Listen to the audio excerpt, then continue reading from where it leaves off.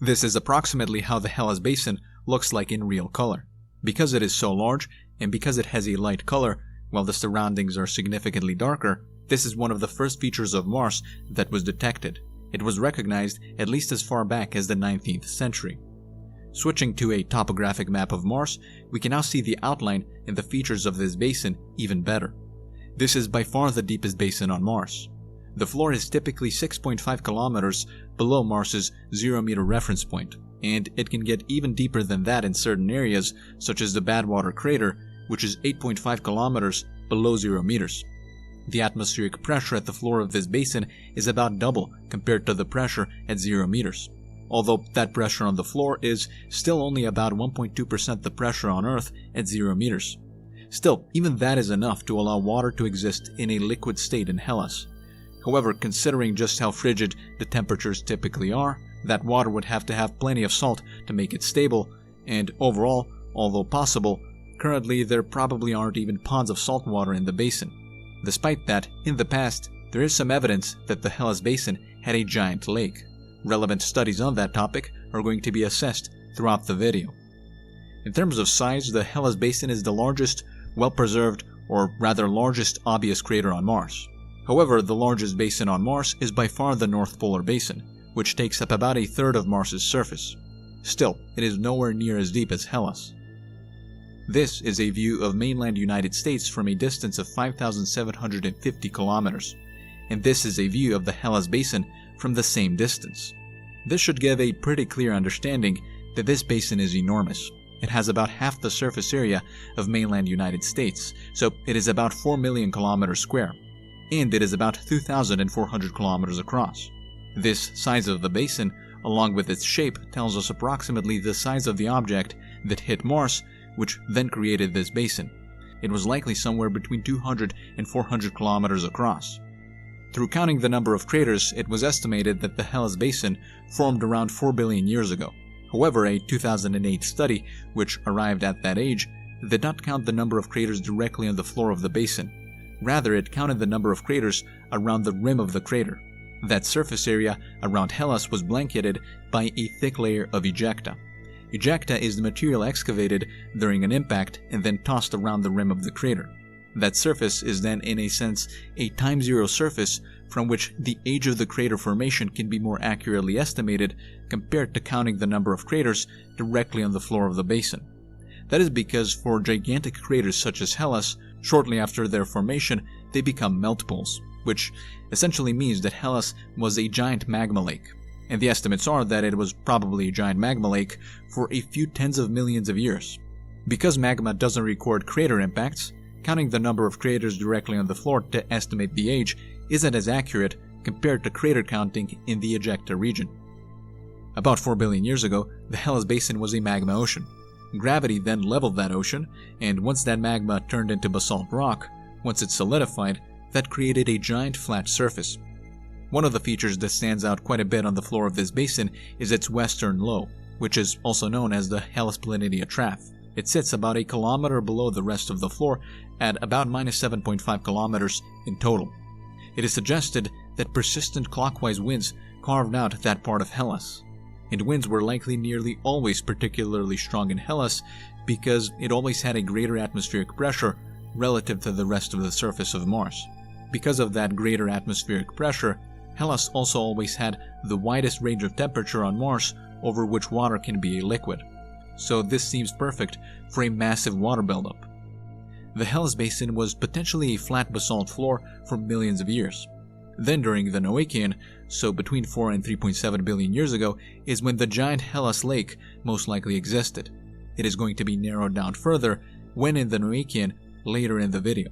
The Noachian is also the period during which the liquid water content of the surface of Mars peaked, with strong evidence of enormous bodies of water being present throughout Mars. That evidence typically includes hydrated minerals, obvious shorelines, deltas, inlet and outlet valleys. This video is going to explain how obvious each of the mentioned type of evidence for water is for the Hellas region. One key study on the topic was released in 2001, and using the Viking orbiter images, it detected what seemed to be an ancient shoreline at a level of about 5.8 kilometers below 0 meters. so quite a bit above the floor of the basin. In these images from the study, we can see with white arrows where they think the shoreline likely was. The shoreline water level, however, isn't all that consistent, which is a bit of a problem, but that could maybe be due to different water levels eroding the rim of the basin during different times. Now, if we say that at any point the water level was actually at about minus 5.8 kilometers, that would imply that at some point there was a giant lake with a surface area likely larger than 1 million kilometers square.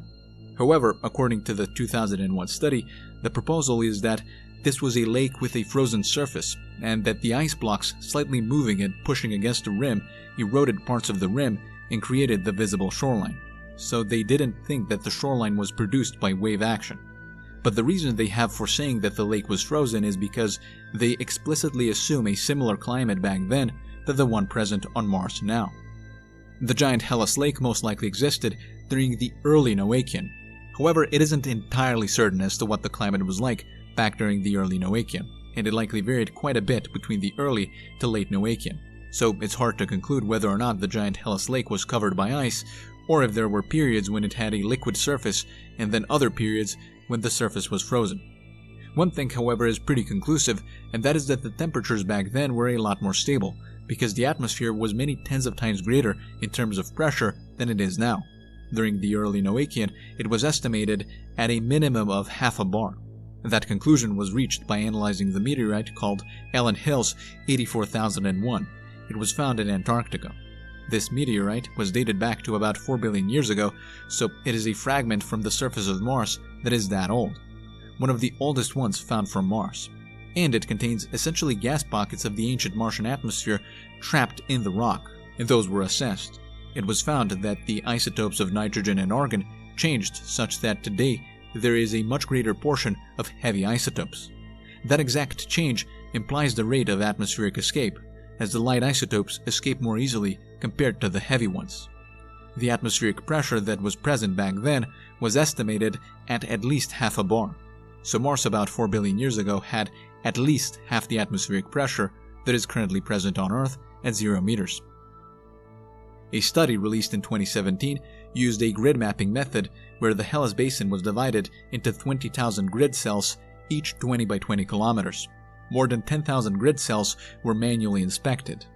Although this wasn't the only goal of the study, part of the goal was looking for the ancient shoreline which was claimed to exist by a 2001 study.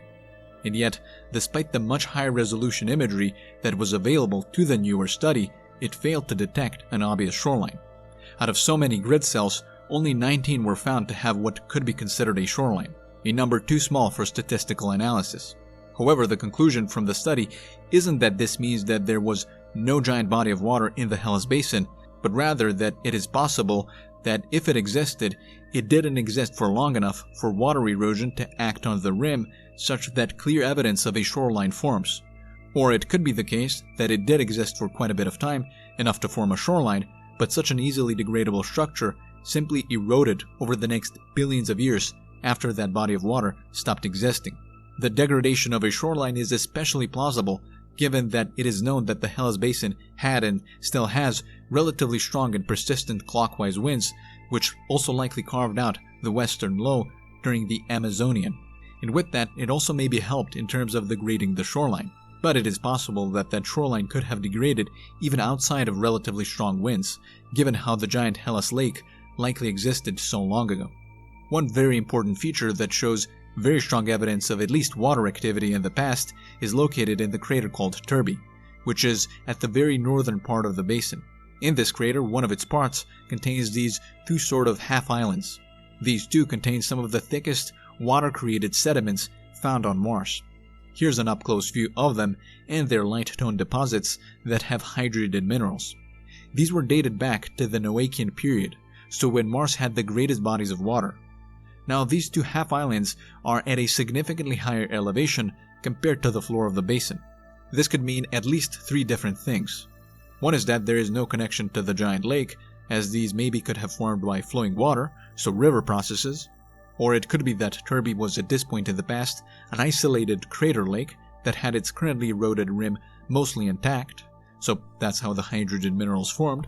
Or the most exciting idea is that the water level from the rest of the Hellas Basin was breaching into the crater, which then formed the hydrogen minerals. This scenario would imply that the water in the Hell's Basin was enormous, with at least a depth of about 3 kilometers. So that implies that the entire floor of the basin could have been covered with water along with some of its slopes, which would then mean that it had a much greater volume than the Mediterranean Sea and a similar surface area of about 2.5 million kilometers square. The two eastern valleys that begin at the eastern slope of Hellas are each very approximately about 500 kilometers across. We can see them next to a volcano. What likely occurred here is that a bunch of lava coming from the volcano came into contact with water ice. When that water was heated and turned liquid, that caused for a massive sliding event to occur where these two long valleys were carved out. One interesting feature that can be seen here is that below minus 5.8 kilometers, so below the point of where the 2001 study speculated that the water level was located at, below that both of the large eastern channels start having a diminished and muted appearance. The interpretation of the 2001 study was that this is because those channels flowed into a giant lake, where because of that water, the valley features were prevented from becoming as pronounced. The 2017 study points out that the problem with this idea is that it appears that both of the large eastern channels were dated back to around the early Amazonian or late Hesperian, so to about 3 billion years ago, and by around that time, the evidence points towards the atmosphere of Mars being a lot more thin and temperatures being a lot colder, making it a lot more unlikely that a huge stable body of water was present throughout the floor of the Hellas Basin. However, this still isn't conclusive evidence against the existence of a giant lake, but during the early Noachian, which is a very different time period.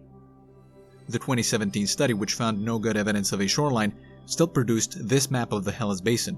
The gray horizontal lines represent areas where the light tone deposits were located at through the inspection of the grid cells. The blue parts represent the channel formations. When spectrally analyzing these light tone deposits, past studies revealed that they are hydrated minerals. They have specific wavelengths which were detected by Martian orbiters.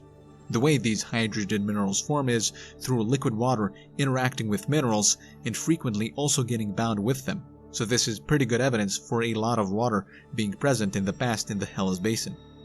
Light tone deposits are mostly absent in the southern and eastern part of the floor, and they are highly concentrated at the northern part, right next to where the mentioned Turby crater is, with its thick layered sediments. The western parts also have some light tone deposits, and there are some in the central parts of the floor. But if there actually was a lake covering most of the floor of the basin, one would expect hydrated minerals scattered at least somewhat evenly all over the floor. However, the reason this isn't such a reasonable expectation is because it looks like later volcanic activity happening during the early Amazonian, so about 3 billion years ago, started covering large parts of the floor of the basin, and especially the southern and eastern rim of the basin, which is exactly where no light tone deposits were detected. The eastern rim, or rather slope, is the one where the volcano is located next to two large valleys, and the southern rim is where the volcanic materials piled on so much that there is a gentle slope leading all the way down to the floor of the basin. On top of the volcanic materials obscuring light tone deposits, the 2017 study found that where the light tone deposits were found is also where there isn't a lot of dust, and the central floor of the basin is riddled with bright, fine-grained dust. So it's easy to infer that the bright fine-grained dust could be obscuring a bunch of hydrated minerals that are below. Also, the amount of bright, fine-grained dust is why today the basin is so much brighter compared to the surrounding regions. The 2017 study used this image of one of the craters at the western part of the floor of the basin. This is an image of a crater with light tone deposits, but the study also points out the curved lines into the light tone deposits. These were likely carved out by wave action. Next to the curved lines, there are these cracks or fissures. Their edges are very sharp, so they are probably recent, at least on a geological scale. The study interprets that as maybe the water being removed, which then caused a contraction and movement to the side. Overall, the study proposes that an alternative explanation to a giant lake is that there were just these much smaller lakes scattered over the basin floor.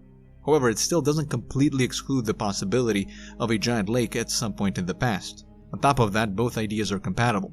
At one point, there could have been a giant lake, and at another, likely later, As that giant lake dried out, some smaller lakes formed on the floor.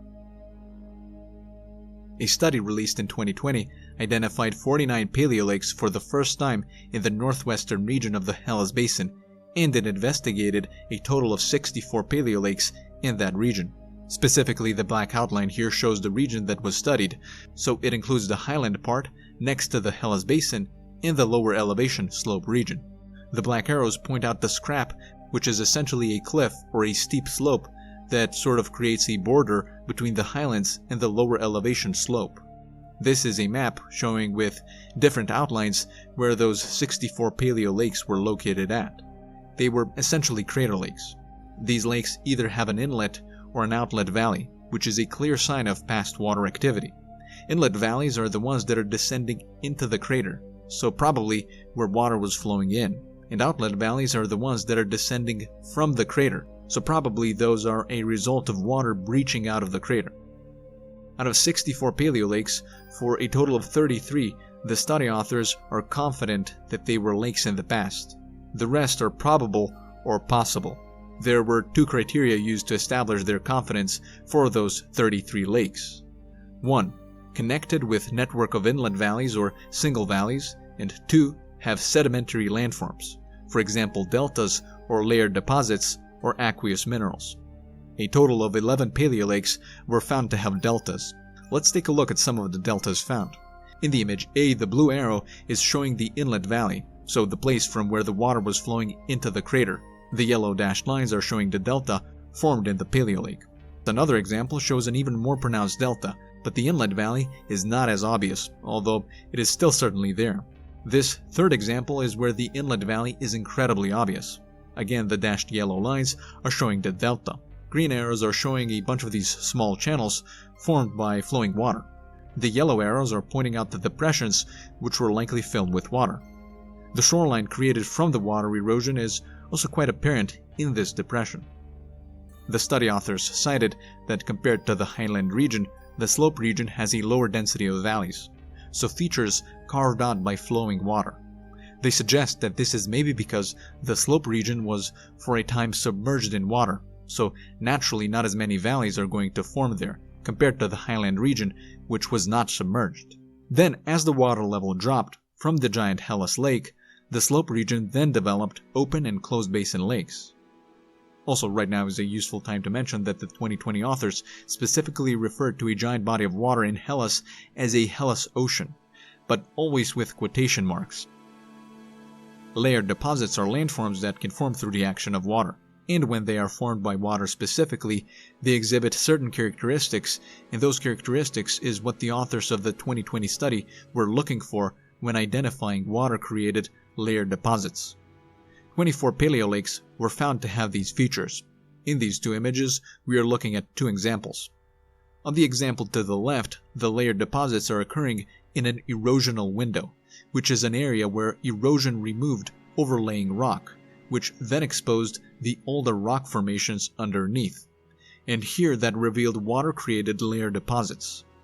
On the right, what is visible are layered deposits on a wall of a crater that was a lake. In this image, what can be seen are two craters located on the slope region, and to their right, next to them are images showing a zoomed-in view of layered deposits in those craters where hydrated minerals were found. Specifically, the image B shows layered deposits in an erosional window. The red appearing on the layered deposits shows the distribution of magnesium smectite, and the small amount of yellow shows the distribution of aluminium smectite. In the image D, green is showing the distribution of olivine, and red is magnesium smectite. Now, all of these are hydrated minerals, but specifically the finding of magnesium smectite in these craters on the slope region is particularly interesting. The study authors noted that the phyllosilicates found in the paleolakes in the slope region, a class of hydrated minerals, are mostly magnesium smectite, which are usually formed in marginal marine environments, so in the transitional zones between the land and a giant body of water. This further supports the idea that there was a giant lake in the Hellas Basin. If the slope region was truly submerged, meaning if it was a marginal marine environment, that would imply that other slopes of the Hellas Basin were also submerged, so the average water level of the giant Hellas Lake was potentially around 5 kilometers, and that implies that this giant lake had a surface area of around 4 million kilometers square. This is well above the water level that is derived from the crater Turby, which was mentioned previously. So the amount of water that was potentially present at its maximum in the Hellas Basin likely dwarfed what is currently present in the Mediterranean Sea. Also, it is worth mentioning that the 4 million kilometer square surface area for the Hellas Basin includes all of its slopes along with the floor, while just the extremely deep floor of the basin is about 2 million kilometers square. The 2020 study authors estimate that it is most likely that the giant Hellas lake was present during the early Noachian. That is when they conclude that in Hellas the climate was warm and wet, so this is about 4 billion years ago. Then in the middle to late Noachian, the climate changed and became much drier, which led to a water level decrease and the formation of the lakes in the studied slope region. Then by the late Noachian, or early Hesperian, so by around 3.7 billion years ago, is when they estimate that the lakes gradually became inactive as the climate turned cold and dry. One interesting event that further proves the existence of water in the studied region is one that was dated back to about 1 billion years ago, and that is glacial resurfacing. In the image, right below where the inlet channel is located at, there is this obvious feature with softened terrain, and in the same crater on its floor, there is a smaller ring-mold crater. These types of craters are common on Mars, and they form when an impact strikes water ice, which then causes it to warm up and flow into the ring-mold shape. So the evidence for liquid water not just as relatively small lakes, but also as a giant lake occupying the entire Hellas Basin is there. But again, getting back to the already mentioned point, although the slope region shows very promising evidence, the floor of the basin does not have as much evidence, which, as already mentioned, could be due to volcanic materials piling up on the floor, and besides that, the accumulation of fine-grained bright dust also probably contributed to the evidence being obscured. However, as mentioned, there were still some hydrogen minerals found on the floor. But on top of that, there are some indications such as the Honeycomb terrain, which is a feature assessed in depth by a study released in 2016. This map shows the extent of the Honeycomb terrain. The area with the circles represents the Honeycomb regions. The banded terrain, which appears to be overlapping, is represented by blue. But this can be somewhat ignored as the later 2019 study with the same main author revises the extent as being not as large. The Honeycomb terrain consists of these cell-like depressions up to 170 meters deep that are typically about 10 kilometers across. This terrain type takes up around 36,000 kilometers square. The banded terrain appears to be superposed, so in a way on top of the Honeycomb terrain, which implies that the banded features are newer, and it is estimated that they likely formed sometime between 3.3 and 2.2 billion years ago. Considering how the dated Wrinkle Ridge unit partially sits on top of the Honeycomb terrain, that means that the Honeycomb terrain probably formed about 3.8 billion years ago. Then the Honeycomb terrain was buried by volcanic materials, and then much later during the Amazonian, probably at about or after 2.2 billion years ago, is when it got uncovered by intense wind activity. One of the first explanations for what caused the honeycomb pattern to exist occurred in that 2001 study. That's the study that suggested that there was a giant Hellas lake which was covered by ice. In the abstract, they said that they speculate that the honeycomb pattern is impressions made by lake-lowered ice blocks grounding into initially soft mud. So basically ice blocks from the top being lowered as the water level decreases, and they were lowered to the point of hitting the ground, and through that they made an impression into wet, soft mud.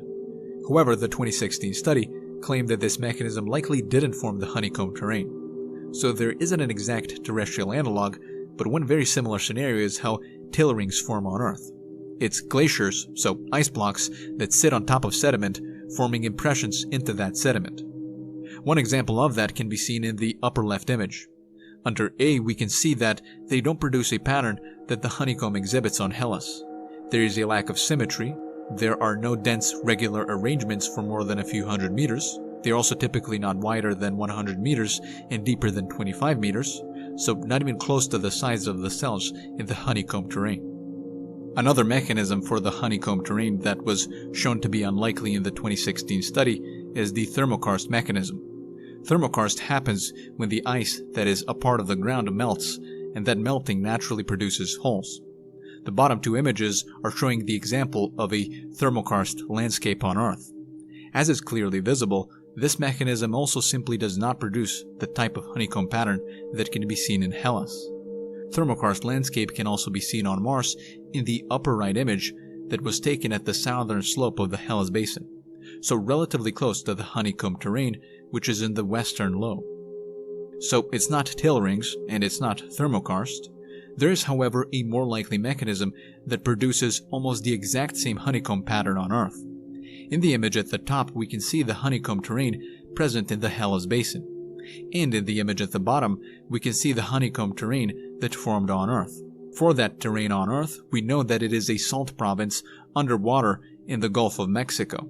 It is one of the largest salt provinces on Earth. And the mechanism that produced that terrain is called salt diapirism. That is when a buried layer of salt flows upwards through a denser overlaying material. This creates rising salt domes, which produces the cells, and with that, the honeycomb pattern. Through analyzing the size of the cells in the honeycomb terrain on Mars, the volume of salt necessary to create a 36,000 km² terrain with the honeycomb pattern on Mars can be estimated, and that is placed at a salt volume of about 72,000 km³, meaning that salt layer is likely about 2 kilometers thick. So it's safe to say that this is an unusual amount of salt that is potentially present. The study estimates that this salt accumulation happened in the late Noachian, about 3.8 billion years ago. But by that time, the climate was too cold for liquid water to exist, as indicated by climate models. And just north of the Hellas Basin, in the highlands, is one of the areas where Mars had intense snowfall. On top of that, in the surrounding highlands, a bunch of chloride was detected as well, which indicates the presence of a lot of salt. So there was likely a bunch of snow that mixed in with a bunch of salt in the surrounding highlands of the Hellas Basin. So the authors suggest that although around 3.8 billion years ago the climate in Hellas was cold enough for water to be mostly frozen, there may have been decades, potentially up to 100 years, when the climate warmed up due to large impact events or volcanic activity. This sudden increase in surface temperatures could have melted the snow that accumulated in the surrounding highlands of Hellas, and then that salty meltwater flowed into the basin and pooled in the western region. As that water evaporated, it left behind salts that it carried from the highlands. According to the authors, this process of snow accumulation and salt-rich highlands, followed by sudden warming and flooding of the western part of Hellas, could have occurred many times, potentially producing the thick salt layer.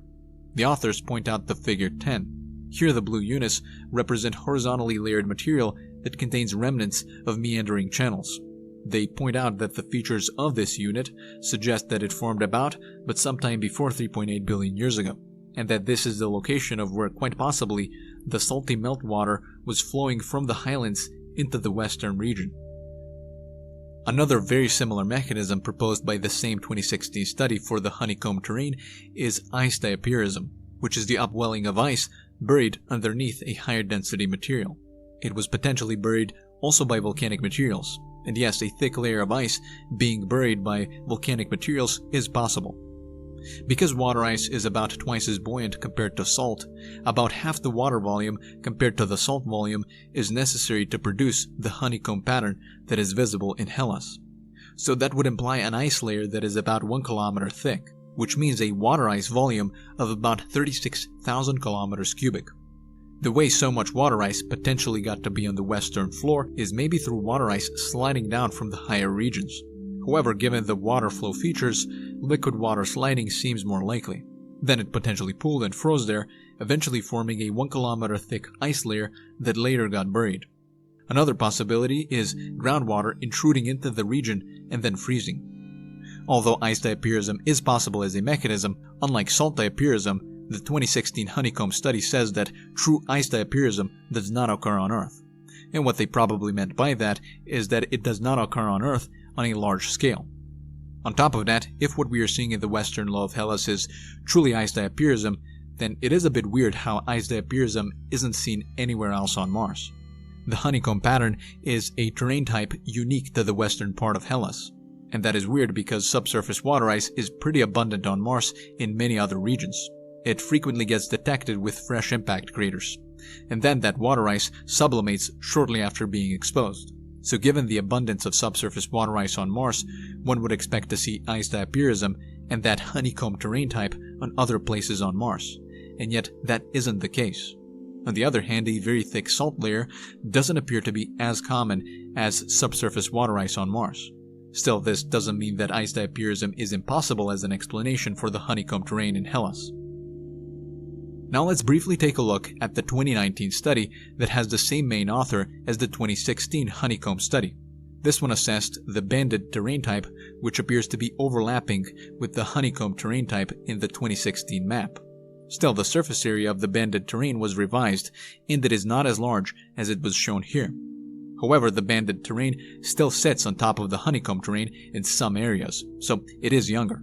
It likely formed sometime between 3.3 and 2.2 billion years ago. That is partially measured through crater size frequency. Banded terrain is characterized by curvilinear troughs up to 30 meters deep. It is cautiously interpreted as being formed by the movement of an overlaying glacier. However, currently, banded terrain is largely lacking ice. Possibly intense wind activity that uncovered the honeycomb terrain during the Amazonian also scattered away the ice from the banded terrain.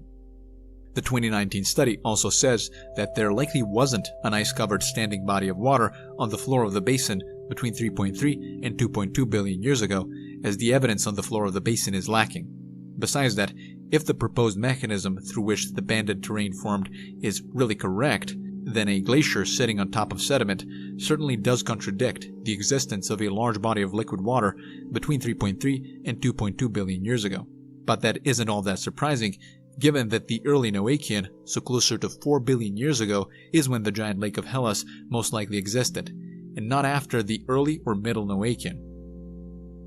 A sort of essential claim from which the timeline of Hellas is constructed is at least partially based on what the estimated formation date of the Hellas Basin is. That is placed at about 4 billion years ago. Now let's try to understand how such an important estimate was arrived at through the method of crater counting. The 2008 study specifically focused on counting the craters that are larger than 15 kilometers. And at least one key reason for that is that they are much less likely to erode over time compared to smaller craters. The study used what is called a crater size frequency distribution method to determine the age. The reason the absolute age of Hellas can be approximately estimated through crater counting is because we have the moon. The rock samples brought to Earth from the moon were radiometrically analyzed to estimate their absolute age. This then tells us the age of solidification of certain surfaces on the moon. Those surfaces for which we know the absolute age of on the moon also have a certain crater density. So with some necessary adjustments, that anchor point from the moon also tells us approximately what crater density of an area indicates the age of a surface on Mars. The reason crater density surface age correlation derived from the moon is also useful for Mars is because both objects are in a very similar region of the solar system. With that, they were surrounded by a similar projectile population. Not an exact same one though, and similar projectile population also does not imply similar rate of impacts, but the difference in impact rates is taken into account. Also, this method is certainly very far from perfect in terms of estimating the age of various surfaces on Mars, but it's hard to dispute that it has some very reasonable underlying assumptions. On top of that, we could eventually see how off the current estimates are for various regions on Mars by directly analyzing samples, that is rocks, that are directly from those regions. So precisely determining the age at which the Hellas Basin formed is very much possible. Two of the most plausible mechanisms for the honeycomb pattern, so both ice but especially salt diapirism, suggest that there was a big lake present in the western Hellas region. Maybe not for long and not continually, but there were likely years where there was a big body of water there. The 2016 honeycomb study authors cite that the climate by around the late Noachian, so about 3.8 billion years ago, was cold and icy in the western part of Hellas, but short-term increases in temperatures led to nearby snow with salt to melt, causing that water to flow downwards and accumulate in the western region of Hellas. So that obviously forms a lake, even if just for a relatively short amount of time. The 2020 study, which studied the paleolakes of the northwestern region of Hellas, mentions that the climate there during the early Noachian was wet and warm, so that allowed for a giant lake to exist, But later, during the Middle Noachian, it shifted to a drier climate that lowered the water level and formed the lakes on the slope. And then by the late Noachian, or early Hesperian, the climate became cold and icy, which is something that both the 2020 Paleolake study and the 2016 Honeycomb study support. So since both studies have a compatibility in terms of timeline, it then appears that this late Noachian lake formed by salty meltwater was smaller and not entirely related to the giant lake present during the early Noachian, which covered even the slopes of the basin. The 2020 study has some very interesting findings, and it heavily indicates the existence of a giant Hellas lake during the early Noachian. But it still wasn't all that comprehensive. After all, it analyzed just a slice of the surrounding highlands and the slope. There was also a 2018 study which found a bunch of paleolakes, but in a portion of the northeastern basin, basically in the slope region, but on the northeastern part of Hellas. That study identified 34 paleolakes, out of which only one was previously catalogued. However, what no study has done so far is analyze all of the craters and surfaces in the entirety of the slope region, along with all of the craters and surfaces in the highland region that surrounds Hellas. Then after doing that, compare the features of the both regions to see if the slope region was truly submerged in water. This study idea is extremely ambitious, but it is one that would almost certainly tell us something interesting. It could further point towards, or even against, the idea that the giant Hellas lake existed, and with that, it could also tell us something new about what Mars was generally like 4 billion years ago.